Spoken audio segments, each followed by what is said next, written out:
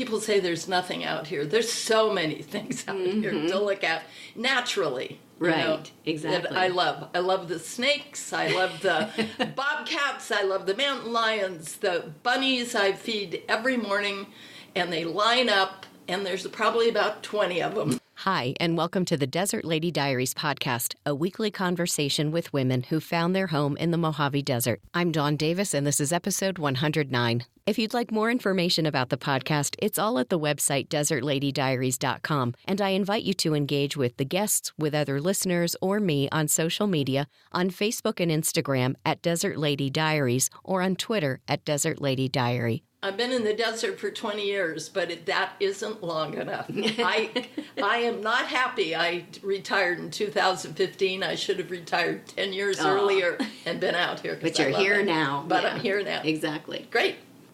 A new member of the Moose Lodge in Landers, Patty Domay has covered a lot of ground in her life. She married at 17 and was a mom of 2 by 21 and divorced 18 years later. She taught macramé, raced motorcycles, cooked on yachts in the Carribean, hitchhiked across Europe after a free plane ride, and went to UCLA at night to educate herself for a job as an export manager for a car parts company. Patty definitely has the entrepreneurial spirit, selling macramé kits, owning a Mexican takeout, and a high-end breakfast catering company. The only thing that may have slowed her down a bit was beating breast cancer in 2000. Welcome to the podcast. I speak? Yes, please. It's no good with just me. Good morning. Good morning. Thanks for being here. What was your first experience with desert? Well, this is before I started racing motorcycles on the desert. I was out with my family, unfortunately, including my mother and my children, and hit a guy head on. And made a scar on my arm. Oh, my goodness. Yeah, of course, it happened out in the middle of the desert, and that was probably my first. And from there, we started racing, and I learned to love the desert. And you raced in, was it Barstow to Vegas or something? I raced Barstow to Vegas on a Hodaka 100 with a Rickman tank. Now, there weren't any women racing at that time. Maybe, sure. I think there were 3 of us that raced, and I did finish, which was really quite a ways, Barstow to Vegas. Yeah, so. Wow. So how did you get involved in that? How did you just decide even to ride a motorcycle? Well, I met some people in my neighborhood that moved out here. Actually, they're the ones that got me out here, and they were racing, and we just got involved, my ex-husband and I, and my ex-husband was the mechanic, and we went to the desert every weekend. Wow. And that's when I learned to love the desert. Yeah. You know, when the people say there's nothing out here, there's so many things out here to look at naturally. Right, you know, exactly. That I love. I love the snakes. I love the bobcats. I love the mountain lions. The bunnies I feed every morning, and they line up. And there's probably about 20 of them now. Oh, my goodness. Wow, you got a food line going. Yeah. Now it's a different kind of catering you're doing. yeah. This is gourmet rabbit catering. Yeah, no kidding. So when did you decide to make the move to actually live in the desert? Well, I started life in the food chain, which was a high-end breakfast catering company in Hollywood, and I worked on commercials and things. And I knew at that point, being a divorced single woman, that I could not afford anything in Los Angeles. So my friends, Mike and Phyllis Burns, had moved out to Landers. So I would come out almost every weekend, and Phyllis and I would get in her van and drive around and try and find. Now, this was 20 years ago. There were no street signs. There were no numbers on houses. It was like incredible. So all the Landroids, a few of us, maybe 10 of us, used to meet for coffee. And it's now La Copine. But before that, it was John's. And they had a cover on the porch. And we'd all sit and have coffee. And I met a man that was taking care of a house and said, and I kept putting it out. I want to find a cabin. I want to find a cabin. He said, you can come and look at this. So I went to look at it. And I went, oh my gosh, it was 5 acres. It had a custom oak kitchen in it. It was amazing. The old man that owned it, his wife died of an aneurysm. His son didn't want it, so I called him. And I knew that all I could afford was $25,000. So I called him, and Mr. Murray was his name. I never met him. He said, well, if you're out there, why don't you make me an offer? And at that point, I started calling him, yes, sir. Yes, sir. I said, well, there's some things that need to be, I don't want to know what needs to be done. I think you can get a 30-day escrow. I think that's the quickest you can get it. And I said, oh, okay. Well, he said, just make me an offer. And I knew in my heart that he wouldn't take $25,000. The whole thing had double pane windows, this $40,000 kitchen. It was all fenced in. It was 5 acres. I loved it. It had good bones. So I said, well, sir, how about $25,000? And he said, I'm going to make you a deal. I'm going to make it better. How about $10,000? And I said, holy smokes. I said, sir, are you sure? He said, yeah, I think you can get that. I don't want any termites. I don't want anything. I think you can get it. Well, I got a 10-day escrow. Oh. And all I had was $3,000. I didn't have enough money. So I called a friend of mine that said he would help me. And check was in the mail. And I bought it. And I worked in LA. I would come out, plant plants, do stuff. And finally I got it paid off. But it was a miracle. Wow, that is amazing. Yeah, so then I worked on it for all these years. Right. And I just loved it. I just love I've got a greenhouse and mostly Mediterranean drought-tolerant natives. Okay, yeah. And 95% of my house, inside and out, is recycled. Well, we had met, I think, up at the pancake breakfast up at Copper Mountain Mesa, and you were talking about doing, I can't remember the term for it, but you were, I don't know if you were building a bottle wall, but you were also using some kind of... Cob. Yeah. That's it. Can you talk about what that is? Sure. And how it works and why people should use it? They definitely should use it. I took 2 classes. One class was with Nadir Khalili in Hesperia to learn to build bag houses like Bonita Dunes, his type of work. Okay. So I took that class and I learned to do cob. And then I went to UC Santa Barbara and took a class in permaculture and a class in cob building from a little guy from Oregon. So I just have done things with that. You can build dog houses, you can do anything with cob. And in the 17th century, and they're still there in England, are cob houses. Wow. So what is the material? You use the earth where you're going to put the unit. We'll go for something simple like a dog house. So you dig out where the dog house is going to be. You take that, you pack that into these polypropylene bags. You take 4-prong barbed wire, put bags on top of it, and you can build very easily a dog house. That would be a great thing. You can build pizza ovens. I know a German man, Swiss, that is down in the Valley of Guadalupe in Baja, that has built a house, a bodega, he's making wine now, a guest house, and a dog house, all out of cob. Oh my goodness. And so you can build pizza ovens, you can build all kinds of things. Oh my gosh. So what's the difference between cob and what they could call earth bag construction? Cob is you just spread out your hand and you have a mixture of mud and straw. And you put it on. The bags are done with polypropylene and so they're like the foundation and walls, if you will, and then the cob is kind of like stucco? No, the cob is totally separate. Oh, okay. Building with cob is different than building with the bags. Okay, cool. But it sounds like because you had been coming out here with friends and then you came out on a regular basis that you just started getting involved in the community and meeting people or at John's, now known as at La John's, Copine. and then the Moose Lodge was big. I actually have been a member for about 4 years, and it's a great networking place. It's a great place. It's a very family-oriented place, and it's a wonderful place to network. And we have a bar, but nobody gets drunk there. I've never, ever seen any fights, anything. People are are really nice. No discussion of religion or politics, because that seems to fire people up, me included. Right. So I try not to say anything. Right, exactly. So that helped me a lot. From them, I found Jack Day, who unfortunately has passed away. He was a wonderful guy, knew a lot of stuff. And I ended up speaking to a lot of the older people, because you just find out things. It's amazing. In your podcasts, I'm sure that you find out amazing things. Yeah. People, they don't realize. I had a judge that lived down the street that was appointed by Reagan and wrote books and a play, the Willie Boy play. And he was a fascinating old guy. And he's passed away now, but he lived right down the street from me.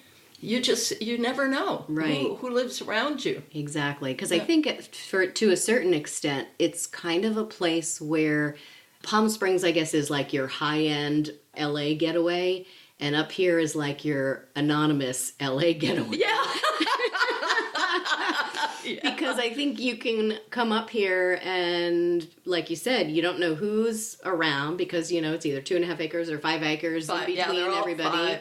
And the only time you do see people is out at a function, or if they come by the Moose Lodge, or they come to the pancake breakfast, or there's something going on, which there usually always is something going on, which is another place that I saw you, the Landers Bazaar. Oh, yeah, the Bazaar. Right. And have you been doing things at the Fly-By-Night? Yeah, also? I've been doing all the fly-by-nights and the days. I prefer the day because I get up really early in the morning. I get up with the chickens and the bunnies. Well, they're waiting for you. Yeah, I'm going to bed with them, after I get them fed. Okay, now I can go. Right. So, as a woman of a certain age coming out here and being out here now, what are some challenges? Are you finding that there are any challenges for you here in the desert that you've overcome? Actually, finding people to work. Somehow, having a catering company in Hollywood for 20 years, I was the first one to be there on set. And most of the time I worked on location, and I had to be there. So I would tell the guy that worked with me, 5 minutes early is late. And I'm a real stickler. And I'm still that way, because I had to be. When the guys came, if they were shooting 2 blocks away, I would have to get the food out quick. And we cooked everything from scratch. Wow. It was a really good. And I did it. I'm a 20th century woman. I have no checking account. I have no computer. I have no smartphone. Right. And I had all that in Hollywood. And because I was really good at what I did, they waited for me. They'd get the little PAs that go, well, we'll email you in the morning with your call time. Well, you won't. Oh my God, how are we going to get hold of you? I said, do you remember phones? Well, I have a phone and an answering machine. And they always knew I was always on time. I never did not show up. And I was top of the line. So you can't find that kind of work ethic here. Yeah, the work ethic here, it's easy to get a $10 an hour guy, but you don't know if he'll be sober when he gets there, unfortunately. Yeah. So actually, the last time I needed help, I did that. I hired a guy, he screwed everything up, and the next one I hired was Sylvia White, who was a woman. Yeah. And she built her own house. I said, Sylvia, do you think you could do this? I'd rather pay you, Boom, she's there on time. She knows how to do stuff. She brings tools. Oh, wow. Which is big. Yeah. It's real big. Came prepared. Yeah. Oh, my gosh. So she and I mixed cement and put posts in and did this little thing to keep the bunnies out of my good plants. And she did quite well. So it's just hard finding somebody that you trust, Right. I mean, I am a ways, and getting everything done. I have 5 acres of a lot of plants, bunnies. I do the flea markets and things, so I have a lot of stuff, Yeah. And I'm getting ready for a big garage sale. Oh, really? Are you doing it is it a group thing, or are you just doing it at your place? I don't need a group. Yeah. I've got so much stuff. It would be like if you took Angel View and put it in my driveway. I swear, it's terrible. Oh, my goodness. So it's fun, though. Yeah. But, I say it's better than paying a shrink, going to the thrift shops. Right. Everything I have is from thrift shops. And it's the treasure hunt that's such fun. I have a treasure that I bought from you at the Bazaar. You did? This little porcelain lady. Oh, I remember her. Yes. Isn't that darling? I remember her. I've thought about giving her own Instagram account. But, you know, just kind of have her somewhere on my finger. Yeah. Oh, here she is. Right. Oh, she's in the sun. Here. Right. Yeah. She's taking the sun. She's at the pancake breakfast. Yes. Yeah. I don't know what it was about her. She's just a, little, like, as big as my thumb. Uh-huh. I think that's what attracted me to her, too, that I loved, like, little tiny things. And she she's cool. is tiny. Yeah, she's with her old. little sun hat, her little checkered dress, pink, yeah. blue, green, gingham-ish. Yeah, she's adorable. Cute. So, thanks. So, you kind of have this entrepreneurial streak. Mm-hmm. Where did that come from, do you think? You know, I think it coming from a poor family. There wasn't a lot at my house. My father was an alcoholic and caused a lot of problems. And so we never had vacations. We never had family outings and stuff. And it wasn't a big family. It was an extremely small family. Mm. You know, I've always had a business head. No training, really.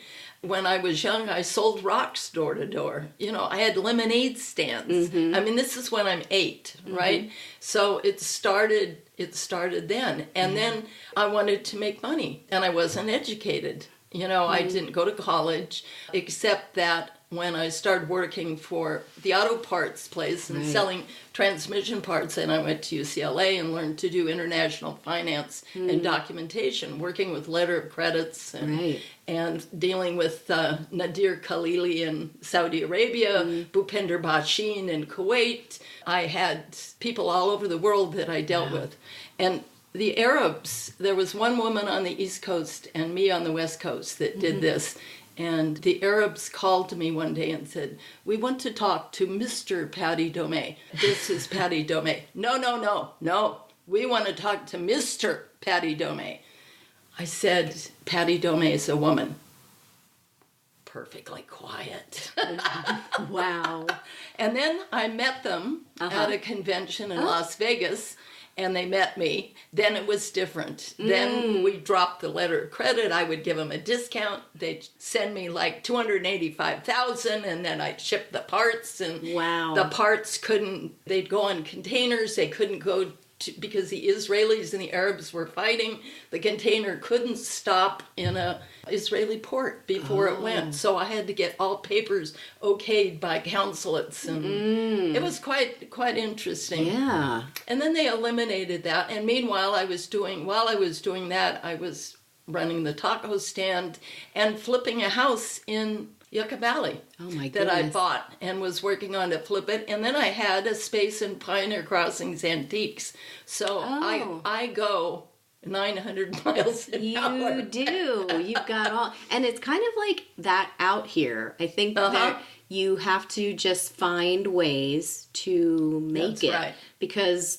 it's a very small place. It's pretty rural. Unless you want to work retail in Yucca Valley, there's not a whole lot else available. True. And I think there's a lot of people who come here for the freedom. And having a 9 to 5 stuck inside 4 or 5 days a week is not the preferred method. No. They'd rather be outside or juggling time so that you have time to go into the park or work on your projects at home or things like that. And fortunately, the economy is such here, I don't know how long it's going to stay this way, but it's such that you kind of can.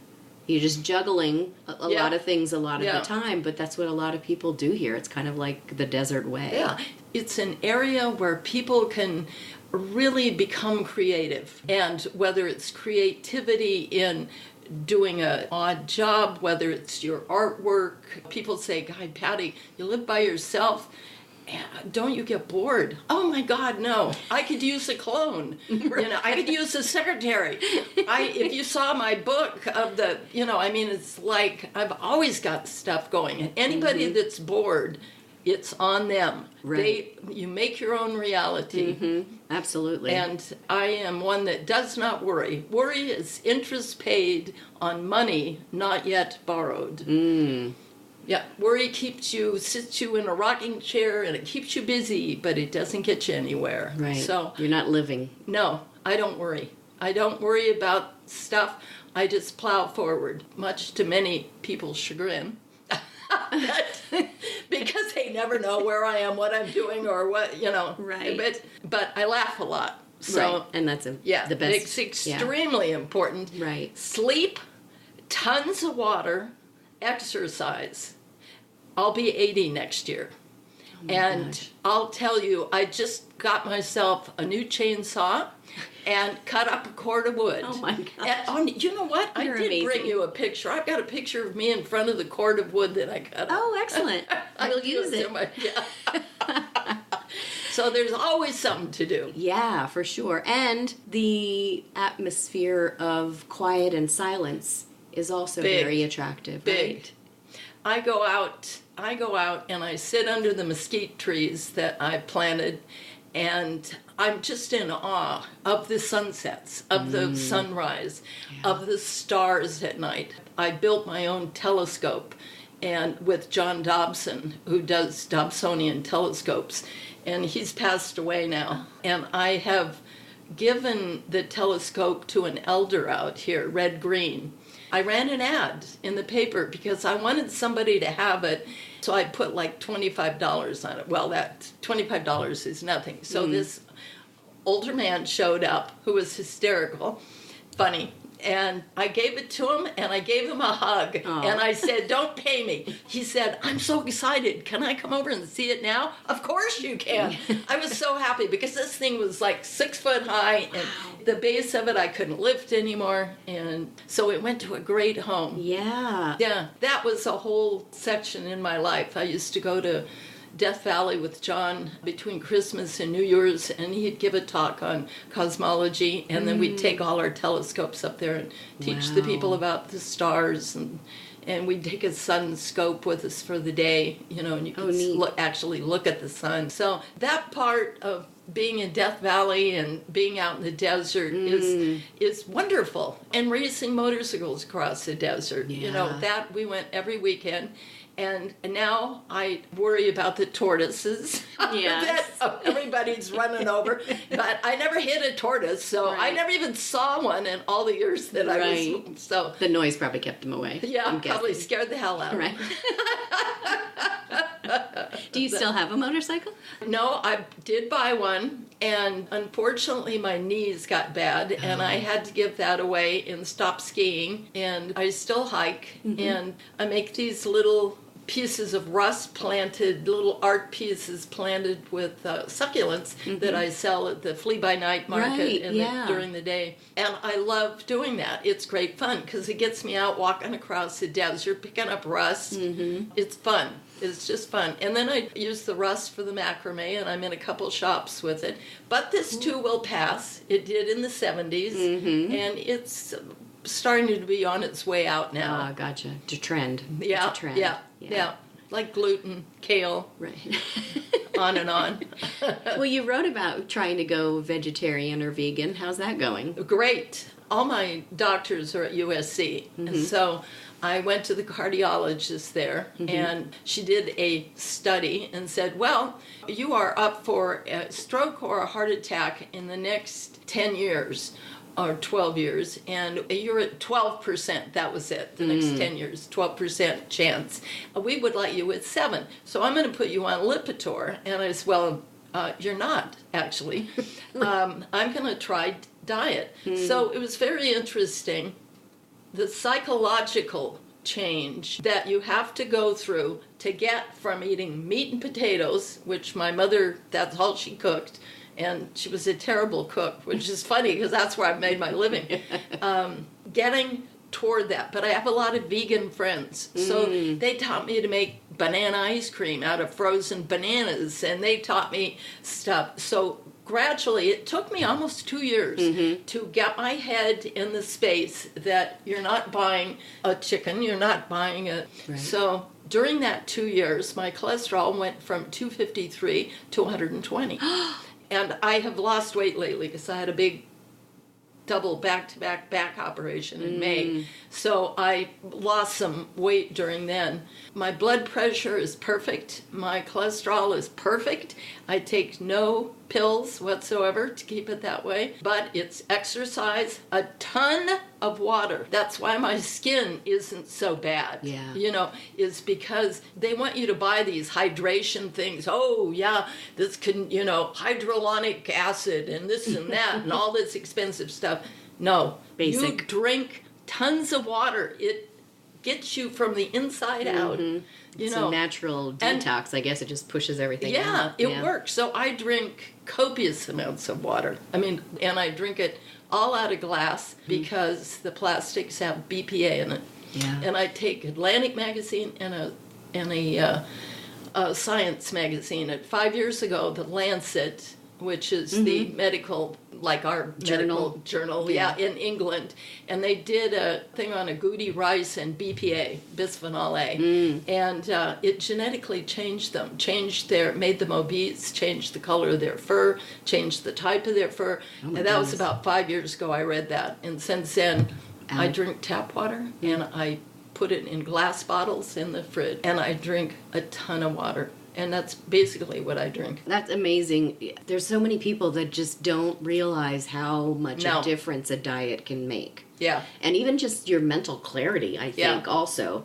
When you get away from all that boxed, preserved, everything, it's really things lighten up, which is amazing. Yeah. So, I eat a lot of grains, a lot of vegetables, and I'm not like Nazi about it. You know, if I had a piece of bacon the other day at the Copper Mountain breakfast, you know, but I'm pretty much natural and vegetarian and vegan. And because I cook, I've made up a lot of really good vegan recipes because the stuff it's got to taste good. You can't be eating cardboard. No, you want to have a really flavorful. Good, yeah. So I've learned things. I have Amish friends back in Ohio who are big meat eaters, but I have learned to adapt some of their recipes into vegan recipes. You should write an Amish cookbook. Yeah. Amish vegan cookbook. Like you got anything else to do? Yeah, right.